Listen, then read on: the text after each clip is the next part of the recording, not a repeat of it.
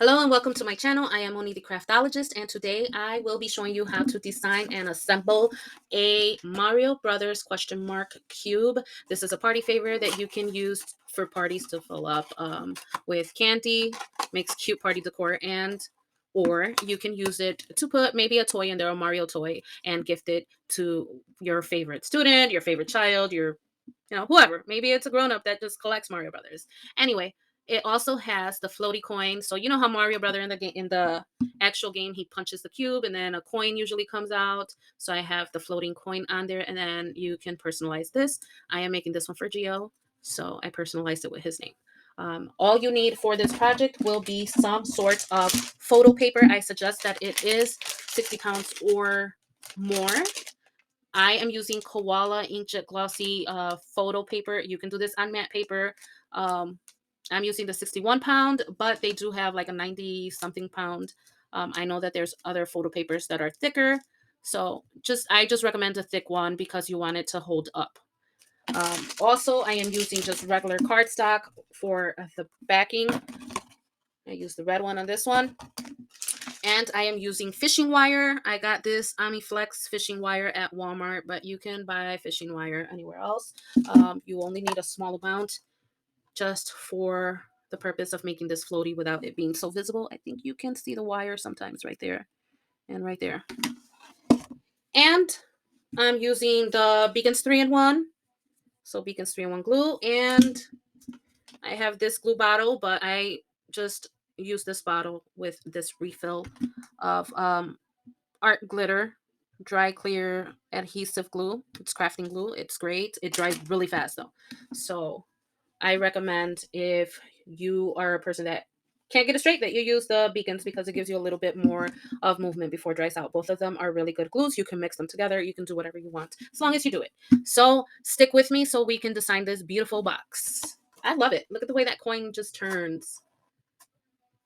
I am now going to open Design Space, Cricut Design Space. I'm going to show you how to design that question mark cube box in Cricut Design Space. There's two ways of doing this. I'm going to take the shorter of the two, just for the sake of this video.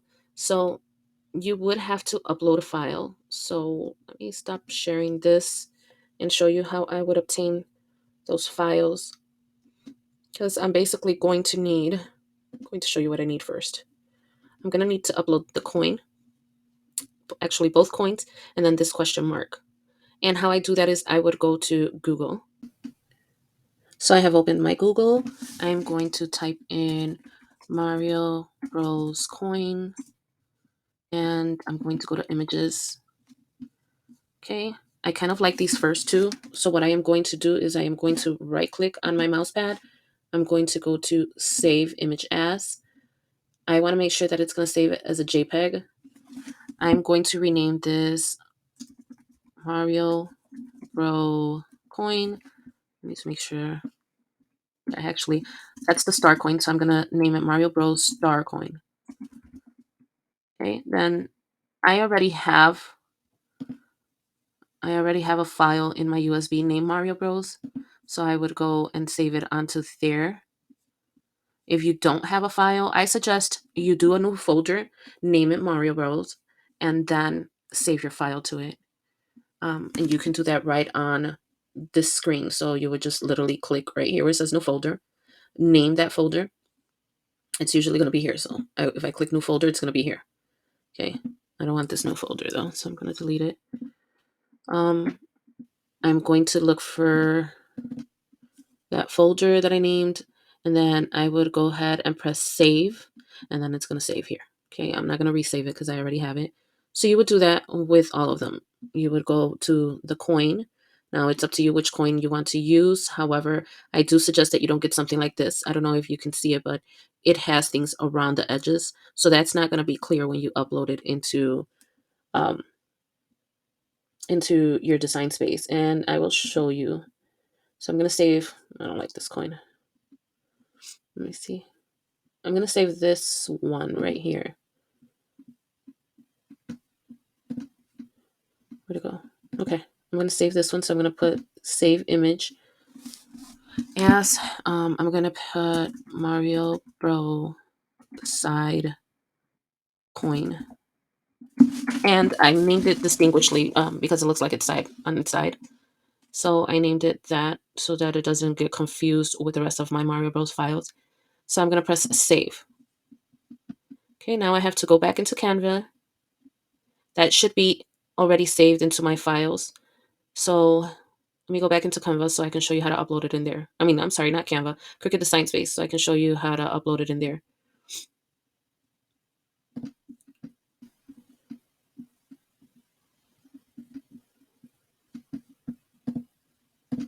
Okay, so now that we are back in the canvas, I am going to upload those files, or those images, I should say. Again, you want to grab the coin images and the question mark cube, or the question mark box. So I'm going to go ahead and browse for, let me just show you what I did again. I went up down here to upload, and then it'll bring up this page. I went to upload image, and I'm going to go to browse. I am going to go all the way down to Mario Bros. I have it under Mario. So here's the side coin that I had uploaded. I'm going to click on that, press open, and you will see it here. I want to click complex and then continue. Now, this image looks a little distorted. And I knew that when I picked it out. That's why you have to be careful what you pick. If it looks a little blurry, it might be that the pixels on the corner was a little low. So you want to go pick something higher. But I am going to show you what I do. If I click on the background, it looks horrible. If I press apply, continue, this is what it's going to look like. You see how all those little, this is the cut image. All of that is going to come out in the background. And even though it doesn't look like, you can't see it too well, you could just see like a little bit of gray around certain areas. It's not going to cut well. When you actually send it to cut, it's going to cut all of those pixely images. So you want to make sure that whatever you download looks well in here. So I'm going to go all the way back. I'm going to go to browse. Again, I'm going to go to Mario. These are the images that I had before. So I think it's this one. This one might look a little better. It still looks a little it still looks a little pixely, but not as bad as the other one. If I bring it up here, oh, I need to go back. Let's see. Okay. I click to take out all the white, and then I press apply. Now this one looks a little better. It still has some edges. You can clean that up. You see how it looks right here? You can actually clean that up, or you can, again, go and upload a better image. So you have to make sure that the pixels on it are really well. I'm like spending too much time just looking for the right images. I have them already in my computer, actually. I think it's this one. So you see how nice and clear that looks? I'm going to go ahead and grab that one. I'm going to click on the white area. And look at how beautiful this looks. It looks so even. So once I go to apply and continue, there is nothing, absolutely no marks around that. It looks like a perfect circle when you see the cut image. You're going to use the print and cut image, but I like to show you the cut image next to it so that you see that difference. Remember, the first one was like had a bunch of dots around it. This one is a perfect circle. So this would be a perfect coin to choose for this for the images on this box. So I'm going to go ahead and put that in here. I actually already have all three of them right next to each other, so I'm going to go ahead and look for those. Okay, so I'm going to press add to canvas on that one, add to canvas on my star coin, and add to canvas on my question mark box or cube, whatever you want to call it. And then I will go to canvas. Once I am in canvas, I am going to have to adjust the sizes. So for each coin, I want that to be 1.5 inches. I want them to be a perfect 1.5 and 1.5. So if you look up here at the size, the width says 1.5 and then the height says 1.461. I want to unlock the lock proportion, the little symbol that looks like a lock. I want to unlock that because if I leave it locked and I change the height to 1.5, then my width is going to be off. It's going to be a little bigger. It's going to be 1.54, and that 0.04 of a difference will make a big difference when it's cutting. So since my star coin and my other Mario Bros coin are going to be one behind the other, I want to make sure that they're the exact same size. So what I do is, again, I open that lock the way I was explaining to you. And I'm going to take out that extra 4. So I'm going to make sure that my width says 1.5 and my height says 1.5 and nothing else. And then I will lock it. And I lock it so that then when I'm moving it around, it doesn't mess up the size. Sometimes it will, depending on where you handle. If you handle like right here on these corners where the boxes are, and you try to move it there, it's gonna mess up the size of your image anyway, even if it's locked. So just be careful you grab. Always try to grab an image from the middle. I want to go ahead and resize this one as well. I already see that my width has a different size than my height, so I'm going to go ahead and open that lock. I'm going to set the width at 1.5 inches and the height at 1.5 inches and press enter. I will go ahead and put the lock and move that over. I'm moving these over because I don't need them right now. What I will work with right now is the question mark box, and you can make this as big and small as you want it. However, the bigger you go, you have to be mindful that you want it all to fit into your size of printed paper. I normally, when I print the box that I'm going to make, I will print it out of a wide print 11 by 17 photo cardstock. However, for the sake of this picture, since most people will have a standard printer, which it prints out 8.5 by 11, I am going to I'm going to design my box so that it is in 2 parts, and that would make the printing a bit easier on you guys. So I'm going to go ahead and resize this.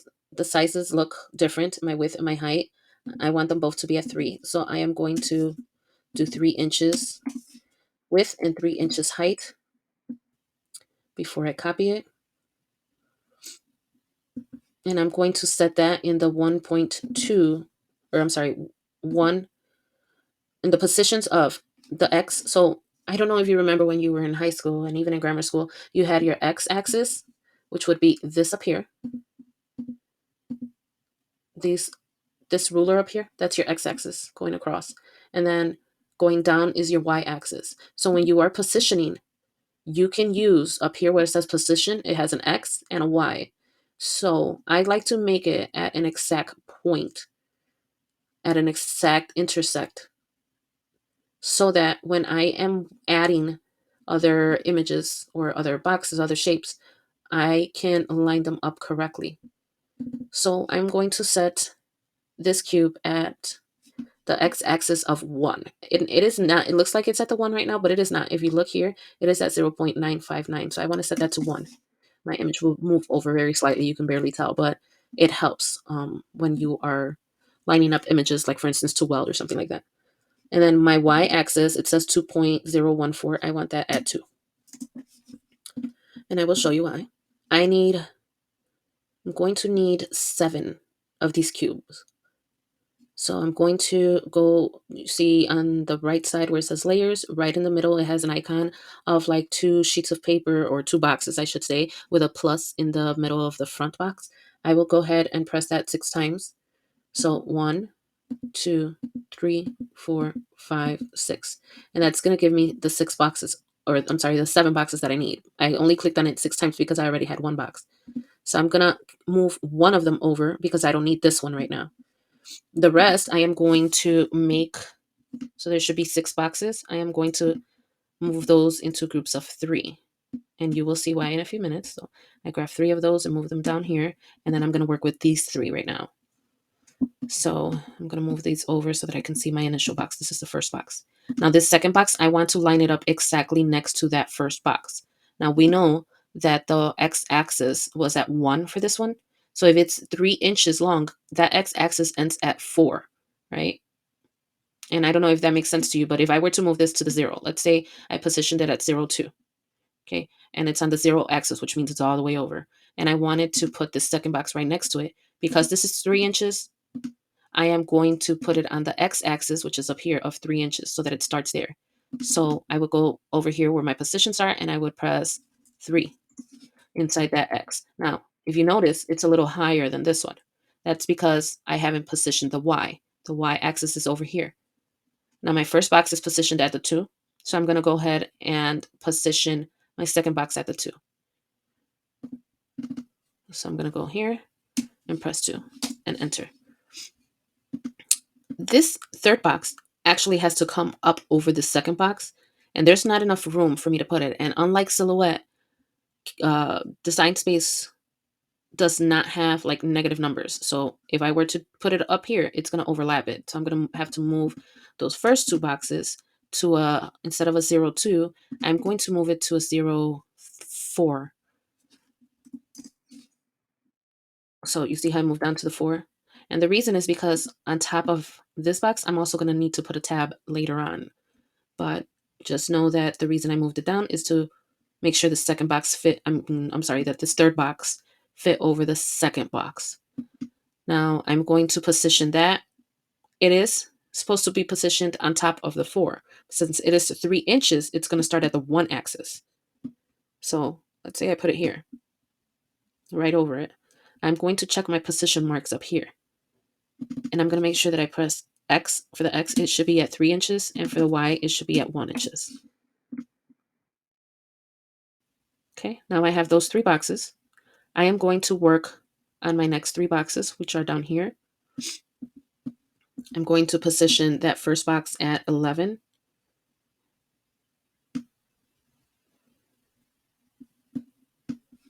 So it will be 0 and then 11.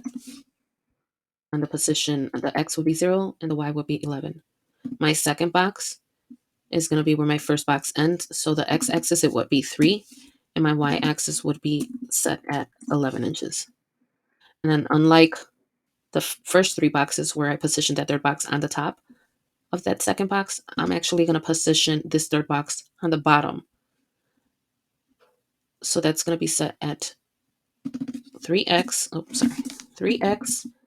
And the Y axis is going to be 14. And now I have those 3 boxes. Okay.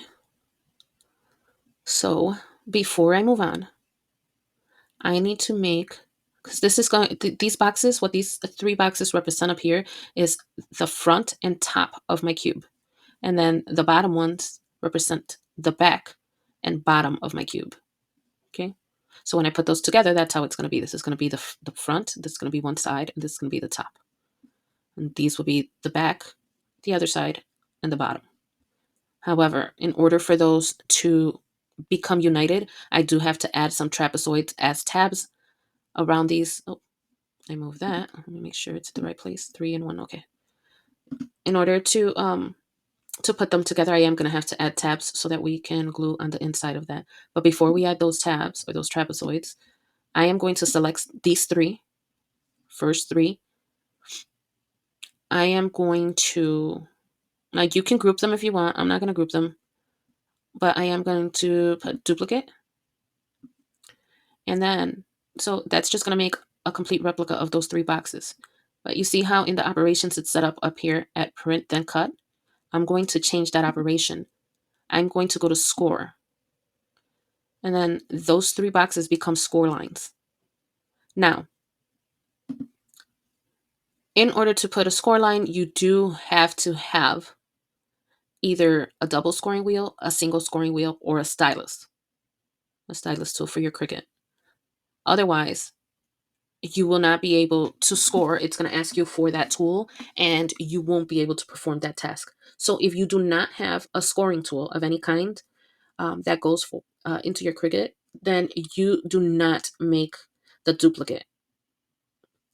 However, if you have a perforate tool for Cricut, you can change this operation to perforate and still be able to score that way. But again, if you don't have a perforate, if you don't have a scoring tool of any kind, then you want to skip this duplicate procedure. Okay, you will just have to end up making the folds, because the purpose for these scoring lines or these perforated lines are to make the folds where you will fold that box at. If you don't have any of those tools, then you will have to do this by hand. and just hope that your box comes out straight. But it's still, it doesn't mean that you can't do the project. It's just not going to probably look as neat, depending on if you have maybe a bone, like a embosser's bone or a paper.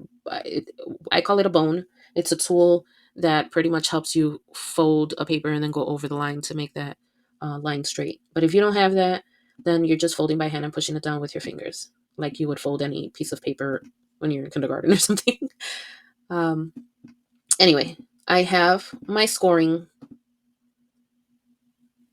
What I am going to do is I am going to go over again to the right to the layers column, and I am going to choose my first perforated box, press shift, choose my second perforated box, press shift, and my third perforated box and press shift. Or I'm sorry, I'm just going to hold the shift down while I select the three.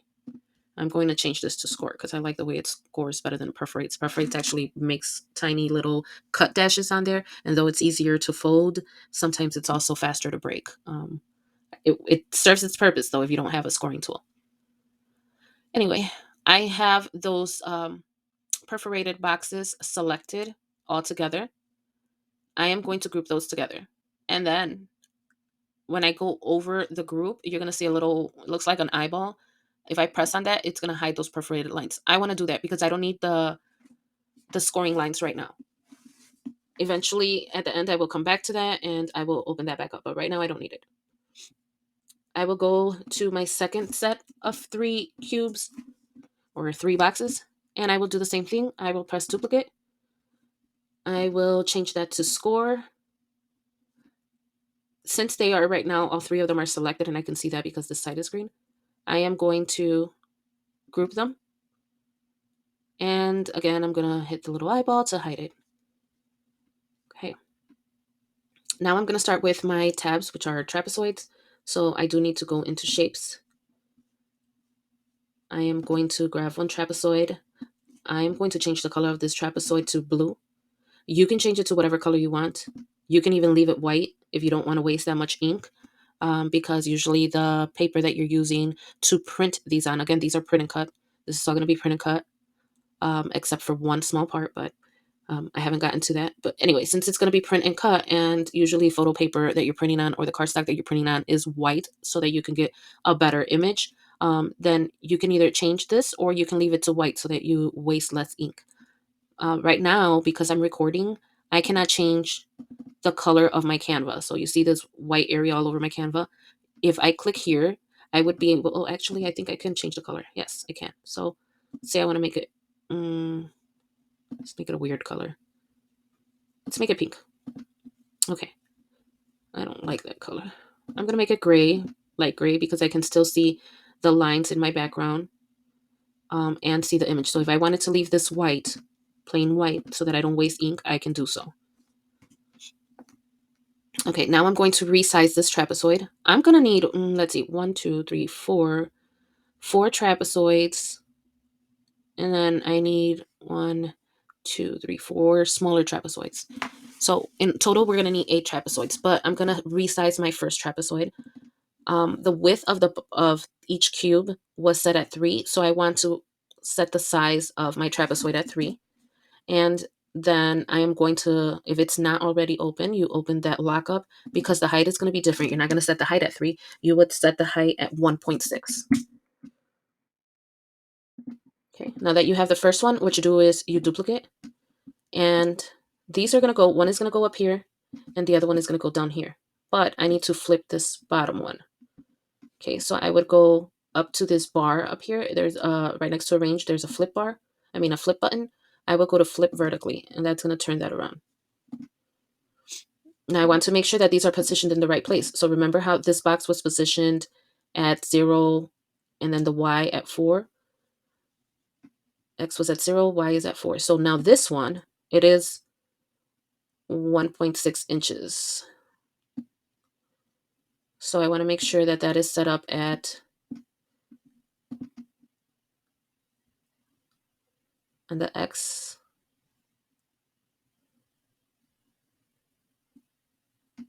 on the Y, this should be 2.4, I believe. And on the X, it's going to be set at 0. see, would it be 2.3? No, 2.3 is too high. If I set this at 2.3, there's some space. So I want to set it at, and you see what I'm talking about down here? There's space between the trapezoid and the box, or the square, or the cube. So I'm going to set it at 2.4 on the y-axis, and that's going to attach it very well. I want to change this trapezoid. Instead of basic cut on the operations up here, I'm going to change that to print then cut. Same thing with the bottom one. I'm going to change it to print and then cut. And then I'm going to make sure that that is at the 0 and the 7. So 0 on the y-axis, or I'm sorry, 0 on the x-axis and 7 on the y-axis. Once I have those two, I am going to click on the first one. So what I did was I clicked on the first one, I pressed the shift button, and then I click on the second trapezoid. I do not click in the middle box at all. If that's too complicated for you and you feel like you're going to end up clicking, what you do is you go to the side right here, and the trapezoid are in the layers. So you would click on the first trapezoid, you would hold the shift button down and click on the second trapezoid, and that's going to click just the trapezoids. I want to group those trapezoids because I want to make them duplicate, but I want them to be sized the same. So I'm going to press group. I'm going to duplicate, and when I pull this over, you see how the spacing is the same as over here. That's the reason why I grouped them. If I wouldn't have grouped them and I would have just duplicated it, this second one would have came out up here, and I would have had to do the whole flipping again, and yeah. So I want this to these two trapezoids for my second box. That's why I had duplicated it, or for my second half, the back half.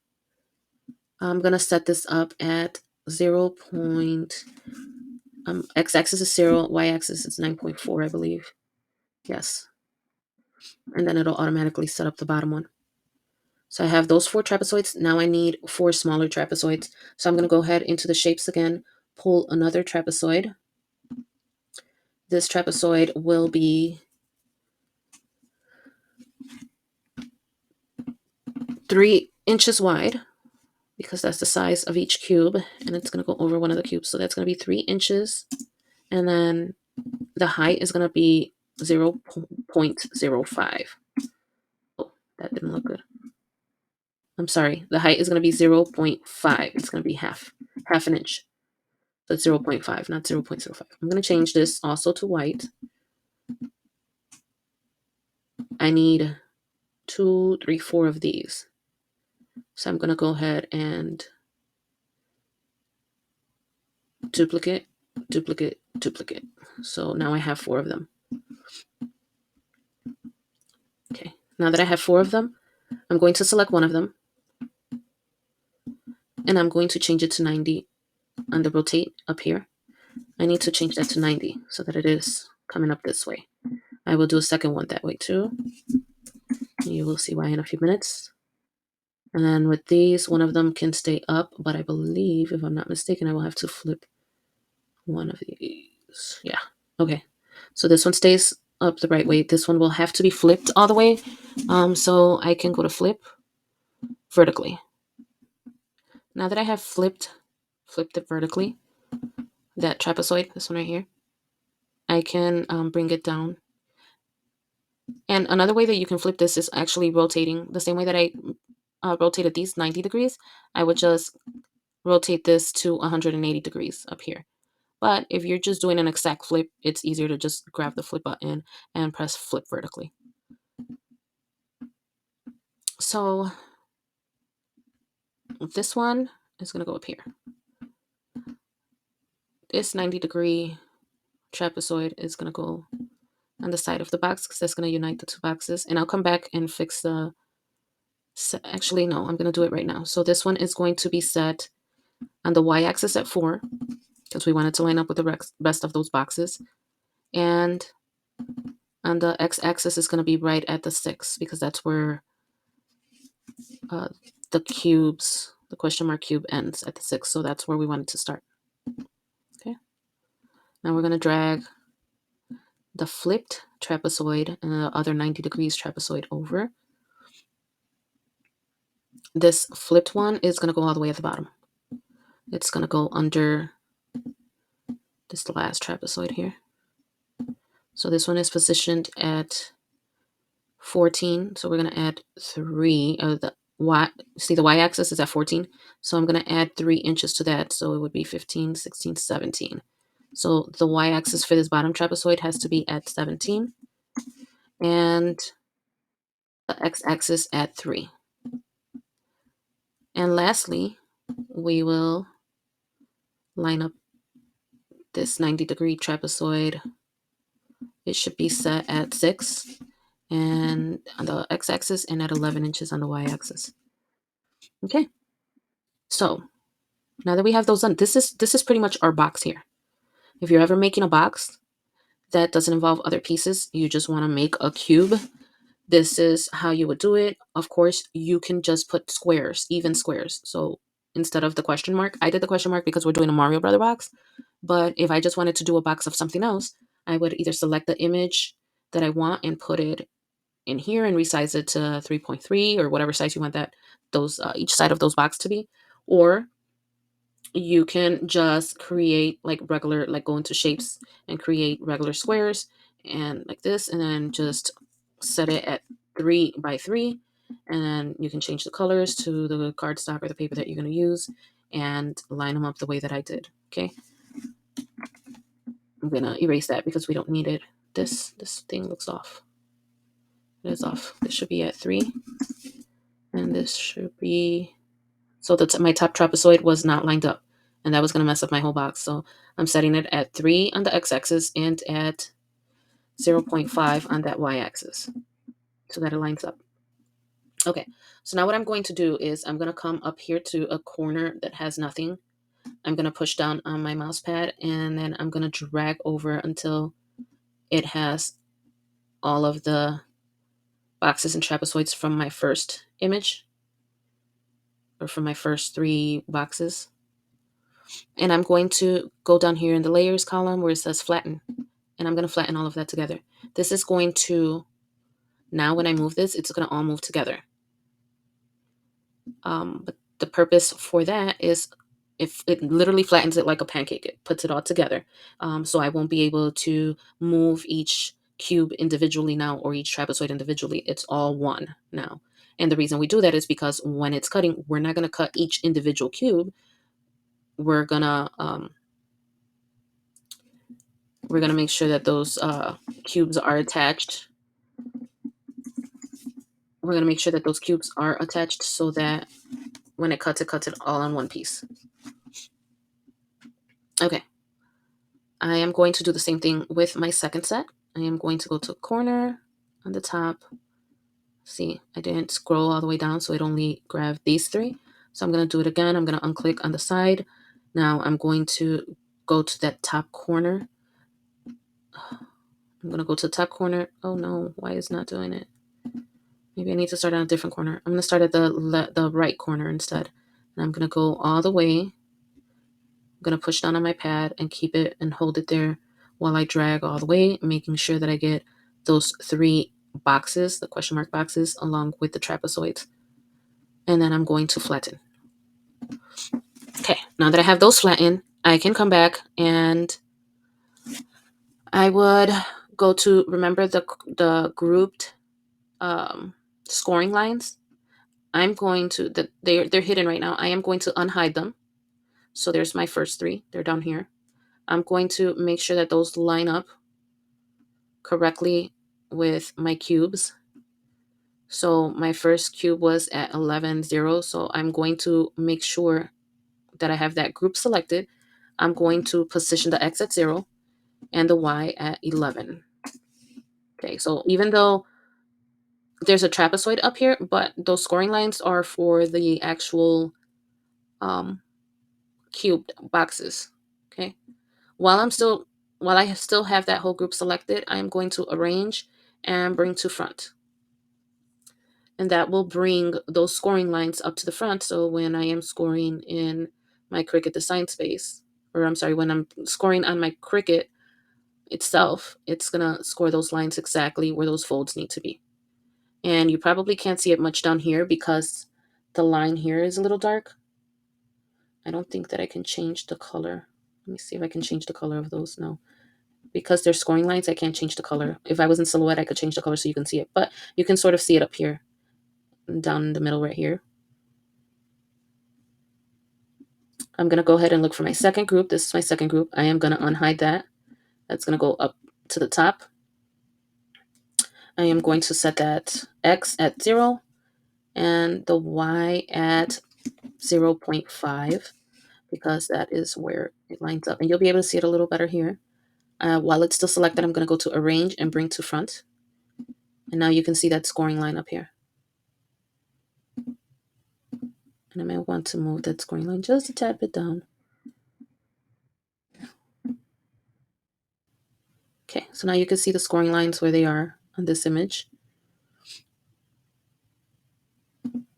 Now that that has been grouped and arranged forward, I am going to go back to the corner. Oh no, what did I do? I moved it around. You gotta be careful when you're trying to highlight things the way that I do that you don't mess things up. You can also, like, if I press group on this one, I choose the group and then I choose this bottom layer together and then I'm gonna press attach. And then the same thing for the second one. If I come up over here, I'm going to press group for that first group and make sure that I highlight the boxes or the print and cut, the flattened one that pertains to those scoring. So what I'm talking about here, I'm grabbing this group right here. So right now I selected the scoring lines for that, but I also want to select that part of the box itself. So while pressing shift, I go here and press on this flattened group, and that's going to select both of those. And then I'm going to attach it together. So that attaches my scoring line to the part of the box, that half part of the box. I already did the same thing to the second one. Okay. You can also just like grab a corner and then select them all and then press attach. But since sometimes it moves around, that's the reason I did it the way I did it. Now, we still have the final part of this box, which is for my floating coin. Now, I've tried, let's see, I'm going to show you what you have to do. So that will be cut on cardstock. Remember, I told you there will be a little piece that you will have to cut on cardstock. You can also do it on printed paper if you want to, and put like, I mean, it doesn't matter what you put because it's just going to be a floating coin in it. That's why I do it out of cardstock. But if you wanted to do it out of like some fancy, I don't know, gold cardstock or something like that, you can do that too. So I'm going to delete this because I need a rectangle. And I couldn't easily turn that square into a rectangle, but I want to show you that there's different shapes here. So I'm going to grab this rectangle. Now this rectangle has the width is bigger than the height, but I'm going to change this so that the width is 3, like our cubes, and then the height is going to be twice the amount of our cubes, so it's going to be 6. Okay. And then I'm going to press the lock portion. I'm going to make this one red just because I'm going to be using red cardstock for this part. And I'm going to set this up at the top so that it is at the 0 and the 9 point. So X would be X would be 9 and Y would be 0.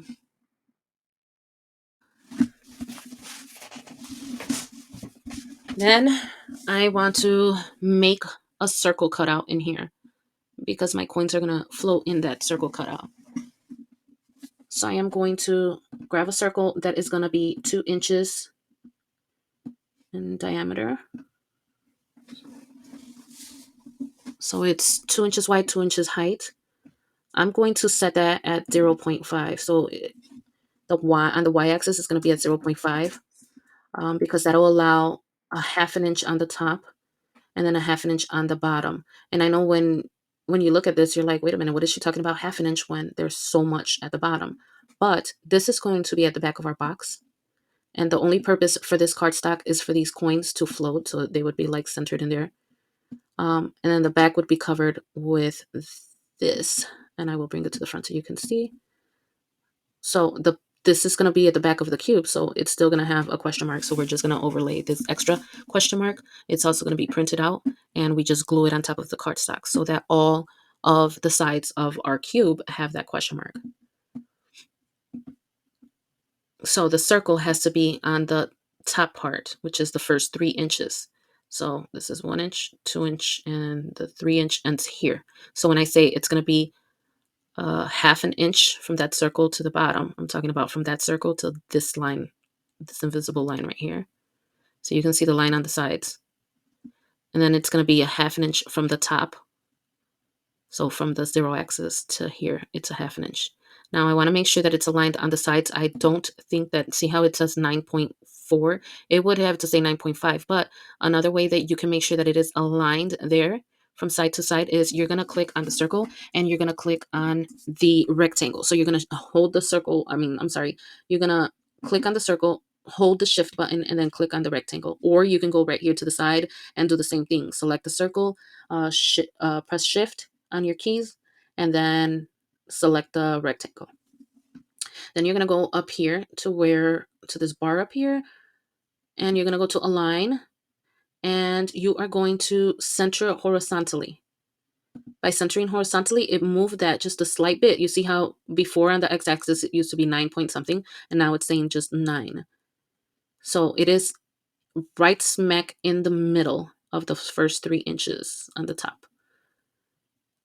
While they are still both selected, I want to go to, back in the day, I say back in the day like it was a long time ago, but just a few months ago, we didn't have this combined box. So we were slicing the circle out and it would give us a bunch of pieces. So it would give us like the black circle and then a red circle and then another circle. Now you can actually take this circle out by a different button. So you would go to combine. While they're still both selected, you're going to go to combine down here and you are going to select subtract. And it's gone. So the middle of the circle is gone. It'll still show up here. You can hide those. But if you hide them, you're going to hide that circle. So no, just leave it the way it is. Okay, don't worry about that. Now, this coin is going to be floating in here. And we use a fishing wire, one of those clear fishing wires, and we glue it to the back of this coin up to the top of the back of this cardstock and the bottom of this cardstock. So there's going to be like a fishing wire going right down smack in the middle. Okay. This coin, this star coin, would be glued onto the back of the regular gold coin. So this one, the star, would be glued on the back of the regular coin. And that's to hide that fishing wire. And then to make it sturdier, make this cardstock sturdier, behind one cardstock, we would just duplicate this one. So I'm going to go ahead and duplicate that red rectangle with the circle in the middle. So this would be back to back. They would be glued back to back. They look double here because, you have to create the design, but when you put it together, they're going to be back to back. So this second box is going to actually hide that fishing wire as well. So there will only be a tiny bit here showing from the fishing wire and a tiny bit here. But since it's clear, almost transparent, you won't be able to tell unless you're like completely staring at it. And that's what makes it look like it's floating. So that's pretty much it. I have all of my pieces now. I'm going to move these over. Oh no. Sometimes when you're moving things over, you just end up messing things up. So let me select them all. Move those down. Oh no. Whatever. When I print, it's going to all print correctly. Move this down. Okay. I'm going to zoom out so that you can see all of the pieces that we need. And there they go. So this is the front, the side, and the top of the box with the tabs. So this tab right here is going to be glued to this end. And then this is the side, the back, and the bottom of the box. And then this tab will be glued to the other side. So this will be glued to here. This one will be glued to here. And then these are the inside flaps. And then this piece right here at the bottom, this goes into the box so that the box closes. And this one as well goes at the top so that the box closes. So now I'm going to go ahead and show you how I would print these out so that you can see where you can manipulate that scoring tool. If I press make it up here, this is giving most of the image to me in an 11 by 17. So I do have a white printer. I can go ahead and do that and just print it on that white printer. However, most people have a standard printer which only prints 8.5 by 11. So I'm going to set up my mat so that it is 8.5 by 11. And what happens is it's going to put that image so that one part comes here, the other part comes down here. Now you can't see those white tabs, and that's the reason why I wanted to do it in color so that you would be able to see it. But I forgot about that. But it's fine. It's just fine. Now, these come out in a whole different sheet of paper. And what I'm going to do is I'm going to grab these coins and put them on that first paper. So on this one. And what I do is first I have to move this image so that it is all the way at the top. And you're like, wait, this isn't all the way at the top. Remember, there is trapezoids up here, white trapezoids that you can't see here, but will be cut out. So when you move it all the way up, that's as far as you can move it. But this area right here, I can set those coins there. So I'm going to click on the mat where the coins are. I'm going to click up one coin at a time because it won't let you do it two at a time. The three little dots, if you press on it, it's going to say move object. And then you can move it to that first one, that first mat. And it puts it right there. So then I grab that coin and I move it down to the bottom where I want it to be cut out at. I'm going to move this all the way over because I know that there's a tab right here too. I'm going to go ahead and grab that second coin. Go to the three little dots, go to move object, go to that first mat and put that coin there, bring it down right next to that other coin. And that's a good placement for them because there's a small tab right under here. It's not that big, it's only about 1/2 inch. And then there's a trapezoid, a bigger trapezoid right here that you can't see, but it's there. Now, this cube, I want to take it out. I'm trying to be economical and save as much paper as I could. Okay, so I'm going to the second one and I'm going to move it. Let's see, I'm going to move it down actually because there's a trapezoid here and here, but for the most part, this right here is free. So I'm going to go ahead and move that all the way down. I'm going to go back to the single cube, go to move object, press the three little dots, then go to move object, and then go to that second mat. Not the first mat where I put the coins, but the second mat. And then that's going to come up all the way up here. I am going to actually move it because right here, I think it might still be in the way of this tall trapezoid. So I'm going to move it over. And if you look at my, oh no, I can't put it there. So I am going to have to leave it there. Nope, not there, not there. Here. Okay. So that's ready to be printed. And then these should be basic cut. Now, what I like to do with the cardstock, sometimes when you have the circle on top, like it is here, it'll cut the circle out first. And then when the paper's going back and forth trying to cut the rectangle, it'll get tangled in there and then mess up your project. So what I like to do is I like to flip it so that my circles are at the bottom. And another thing I like to do is they're really close together to save paper, but I want to put a little bit of space between these because I don't want it to accidentally cut over if that paper shifts or something like that. So I want to create a little bit of space. And from the edges too. So I'm going to move it down a little bit from the edges and over a little bit. And that is it. And then I'm going to go ahead and press on the first one and go to continue. And it's going to give me that send to printer. I am going to select the printer. This is my 15,000. That's the one with the big cuts. I'm not going to print on there. I'm going to print on my regular HP Office Jet. So I select the printer HP Office Jet. I am going to add bleed. And by adding bleed, it just means that it adds just a little bit of the same color applied to the side. So if the printer cuts wrong for some reason or doesn't cut directly on the line, it will take up some of that bleed, that ink of the same color, and the image won't look so bad when you're folding it. And I always use the system dialog. And the reason I use the system dialog is because there I can tweak my preferences so that I am using the right paper. So when I press print, it's going to open my dialog box, and you might not be able to see it when I press preference. So right here, I will go into preferences. You might not be able to see it on your screen because it's a pop screen. So I would like literally have to go back into my recording and press it so that you see what I am doing. But this dialog box pops up and it says printing preferences. I want to change. This is where you can change the document size. Mine says that letter right now, so I'm going to leave it there. And right now you're not able to see what I'm talking about, but once you do it yourself, you would be able to see that there is a preference tab or a preference button. You click on that, and then it'll pop up like document size, paper type. So I am going to change the paper type because I myself, like you, if you're using a plain paper, you can leave it at plain paper. But if you're using a photo paper, make sure that you change your paper type. It should say either HP photo or I'm not using an HP right now, so mine just says photo paper glossy. So I will go ahead and push photo paper glossy. I'm going to leave my quality at standard because this box is not for anyone but myself.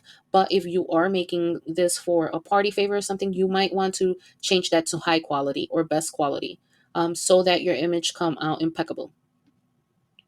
And then you are going to press OK. Once you press OK, that dialog box is going to go away. And then you can just press the print and that dialog box will print out. Or I'm sorry, not the dialog box. The image will print out on paper. I need to go and put paper into my printer.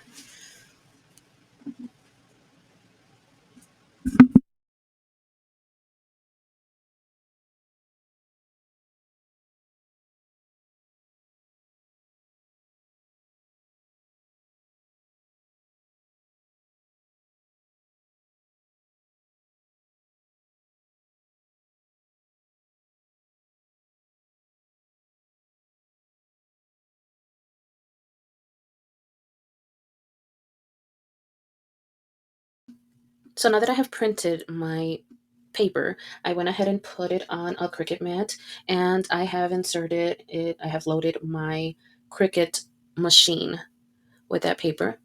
And then what I did was I selected the type of paper that I'm going to be cutting. So I am using photo paper and that's what I'm going to select, photo paper. I don't need to change the pressure because my machine cuts well on the 61 pound of photo paper. If it was like a 90 pound or something like that, then I would change the pressure to more. If it was like a 31 pound of photo paper, then I would change it to less. But at 61 pounds, it cuts well on the default, so I'm not changing that. This tool and materials loaded, this is where you can change if you have a scoring wheel or a stylus.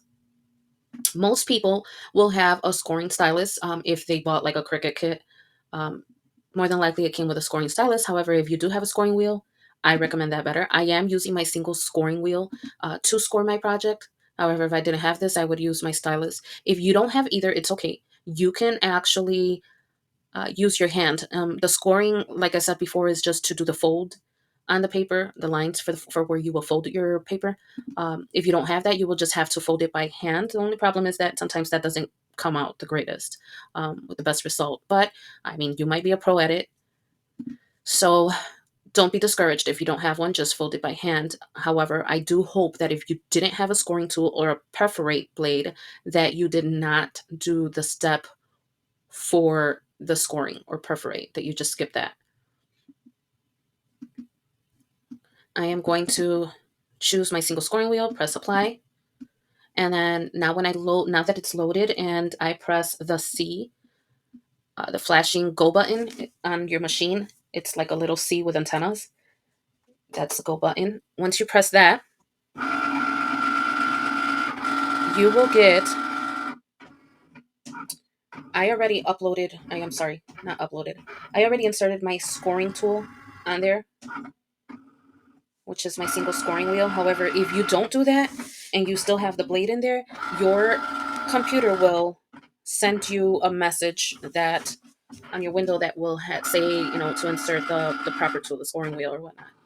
And hopefully you'll be able to see that when I have to change it back to the blade.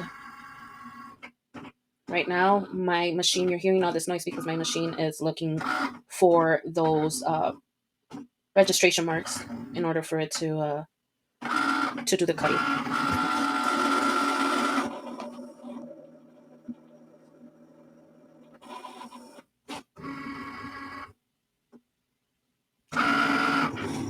And it's saying 100% scoring, but it's actually just scoring now.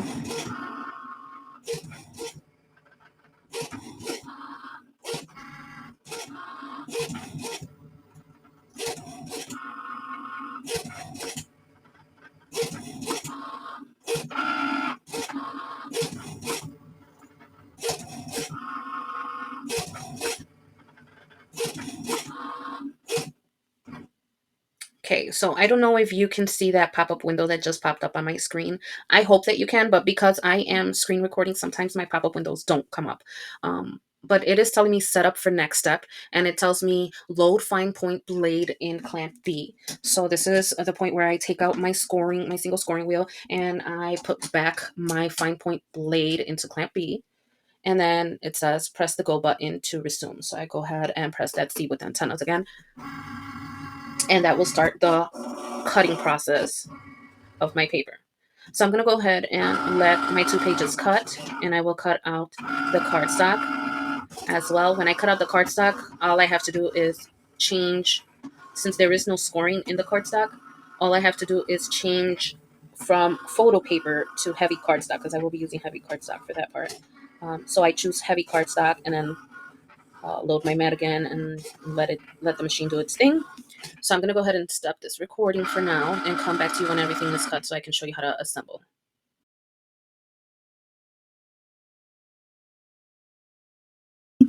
Okay, so I am back and I'm going to show you how I assembled it. I do want to show you that I use Koala glossy photo paper, the 61 pounds. The pack that I bought had 100 sheets, and then it is 8.5, so 8.5 by 11 is the size of my paper for this particular project that I just printed out. Okay, I also use, and you can buy that photo paper on Amazon. For my line, my fishing line, I use Amiflex, and I bought this one at Walmart, I believe. So it's just like clear fishing line, and I just cut a small piece. I don't know if you can see that. This is pretty much going to be set over here.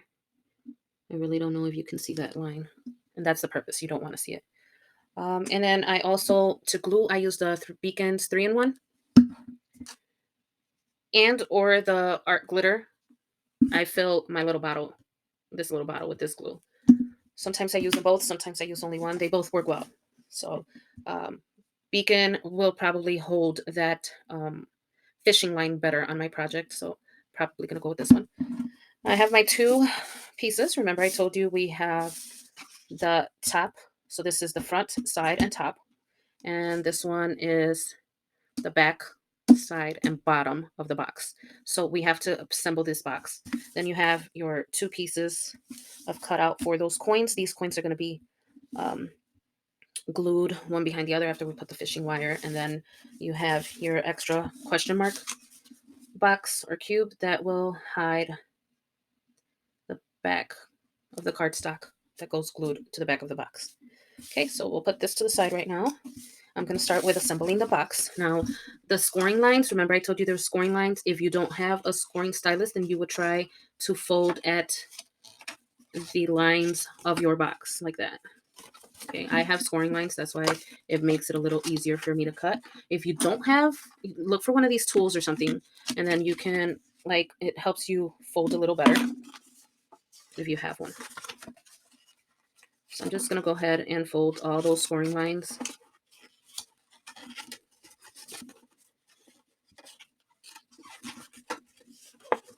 And sometimes when the paper is thick, I'll still go ahead and flatten it out just to make sure those score lines fold nicely. I'll go ahead and do that to my second sheet.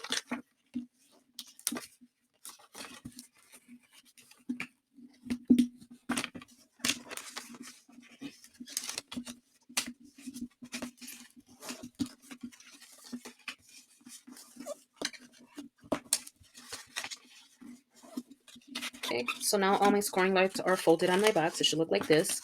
Now, the side ones, so if you're looking at it like this, these side ones, those are the ones that I need to glue to the other. So I would put some glue here and glue these 2 together. That's exactly what I'm going to do now. I'm going to And these glues, with a little bit, it goes a long way. So like, you don't have to put so much on there, just enough to hold it together. Make sure that you align those pretty good. And rub it a little with the 3-in-1. It takes a little longer to dry than the craft glue, but once it's dried, it's like almost impossible to take it off.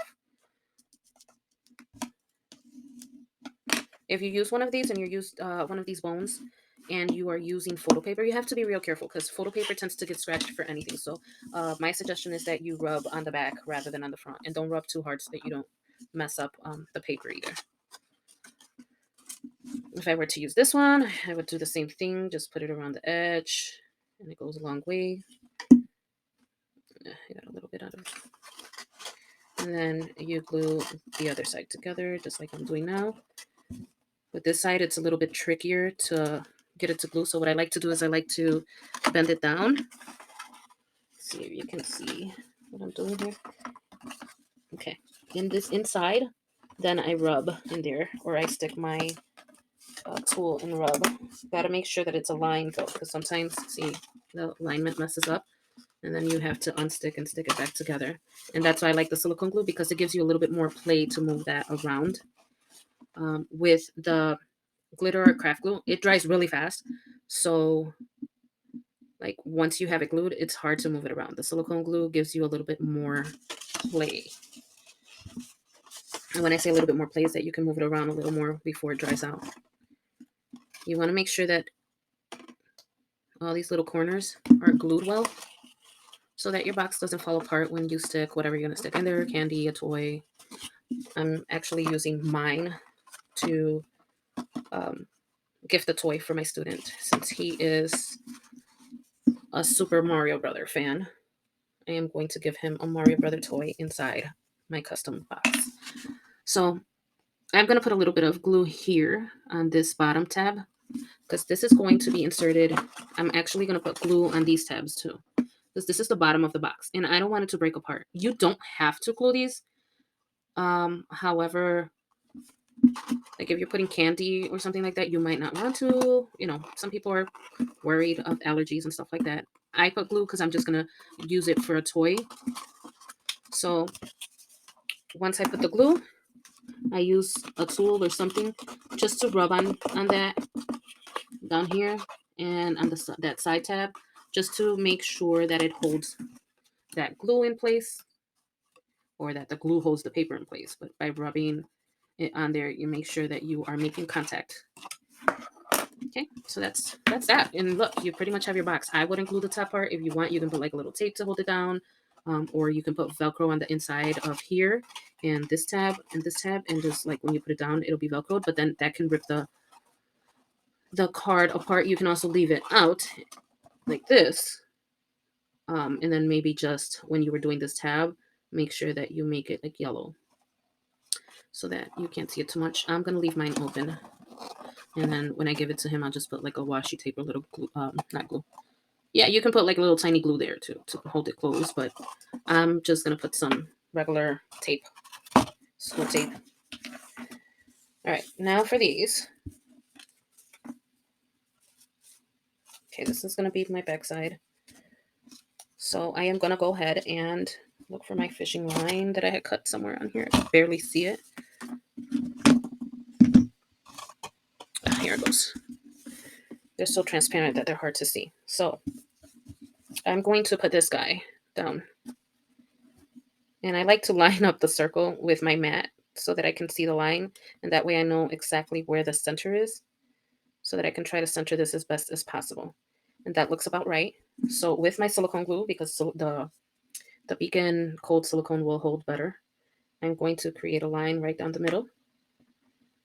And then go ahead and do that onto the cardstock. I do it all the way down because I want my fishing line to be pretty tight.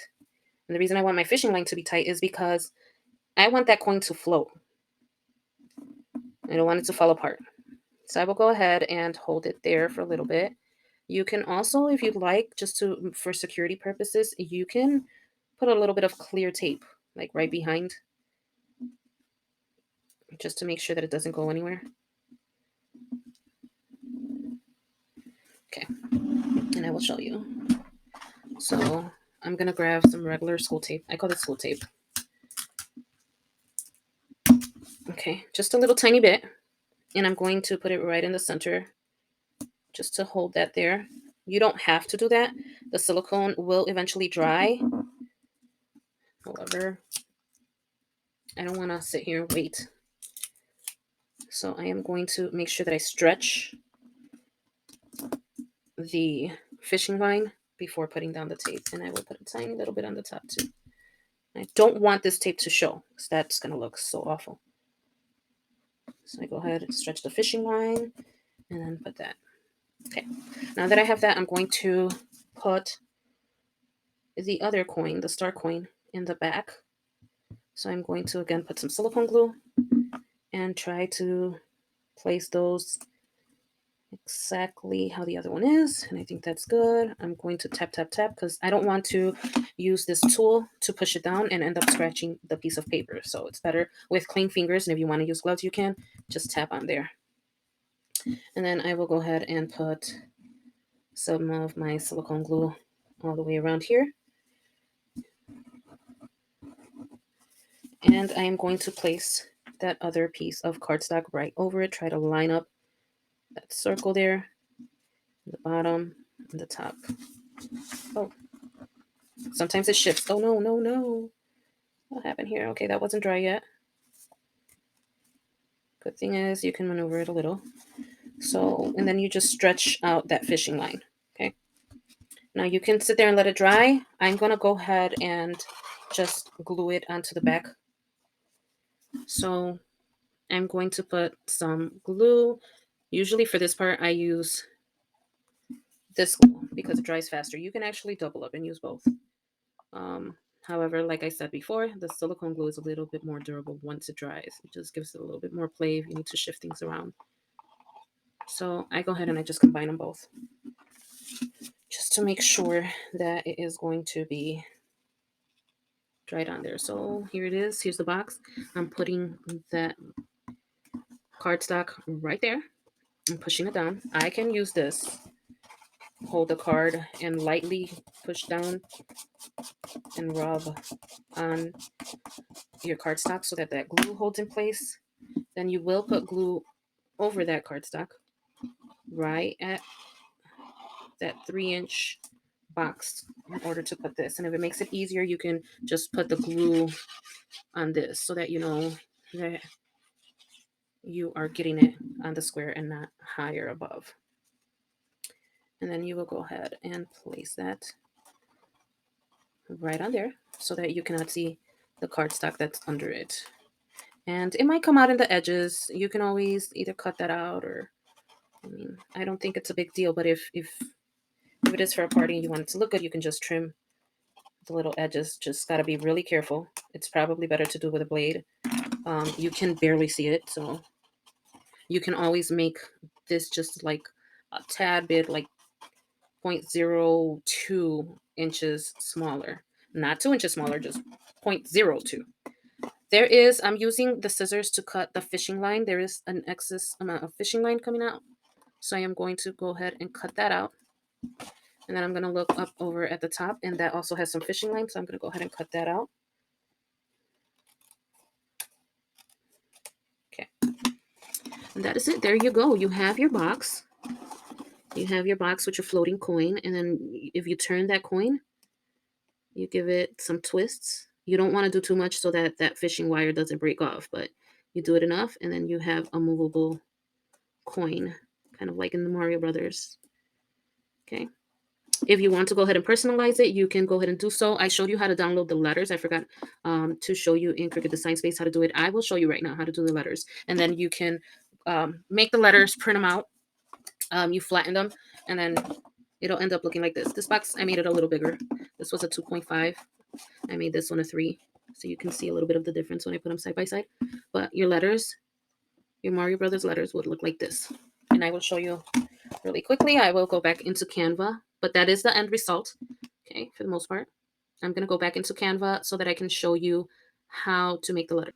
So hopefully you watched this video all the way through so that you can do the letters and have them print out when you print out everything else. I forgot to print them out before I finished the video, so I'm going to go ahead and show you how I do that now, because I did start this video by showing you how to download those letters. So if you already downloaded, extracted, and uploaded those letters into your system, you should be able to add a text.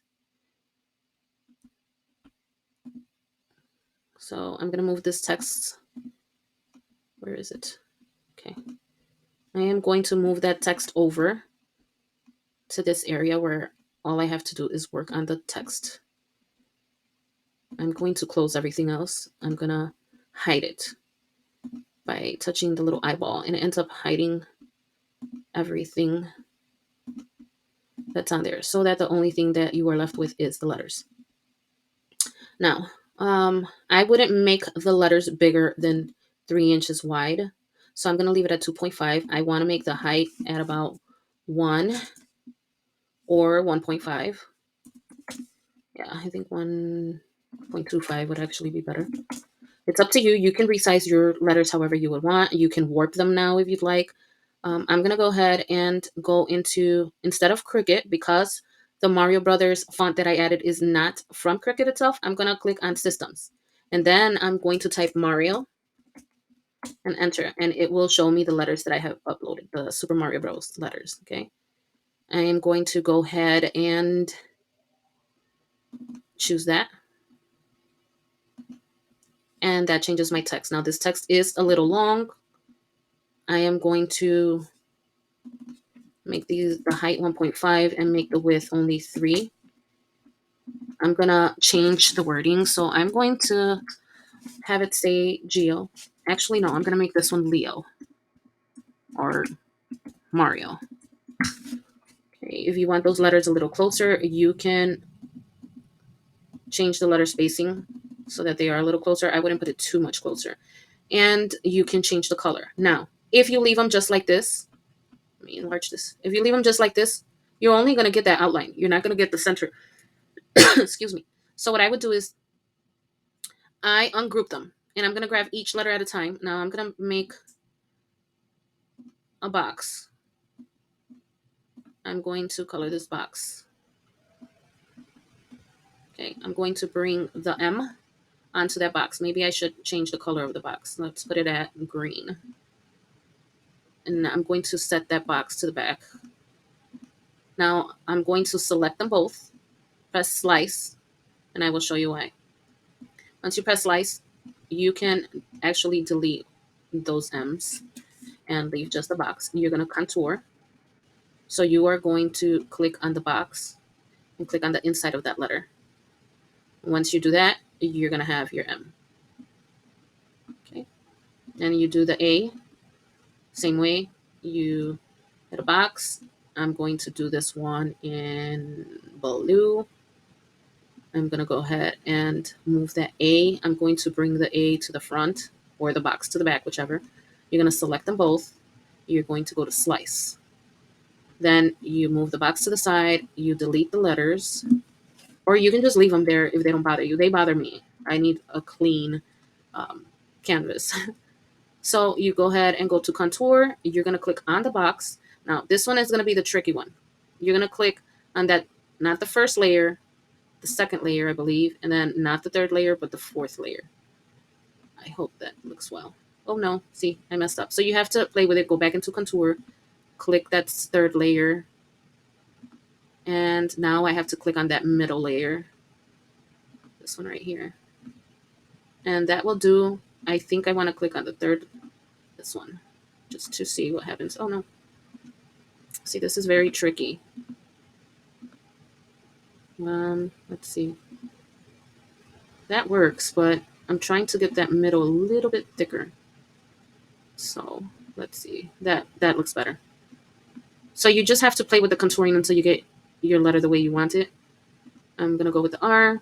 Oh, I'm going to change the R to black just so that I could see it, because I want to put this on, oh, wrong one. Oh, come on, R. I want to put that R on red background. So I'm going to create a red square. But if I create the red on the red, I won't be able to see it. So I go ahead and select them both, press slice, and I think you get the point from here. I'm just moving the box aside, deleting the letter, and then contouring. It looks like I have to contour the outside and the third one. Let's see. Oh, no. No, no, no.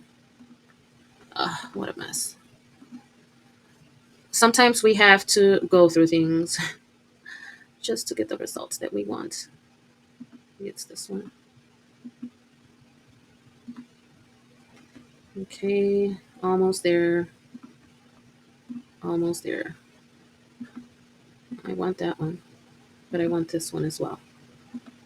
That looks better. I just need to click on the inside of that to get that little. And if you cut it out, you can always eliminate that part because it's going to cut around it. I just am being very anal about this right now. That looks better. So you definitely have to play with it. I don't know if there's yellow. I'm going to do yellow box.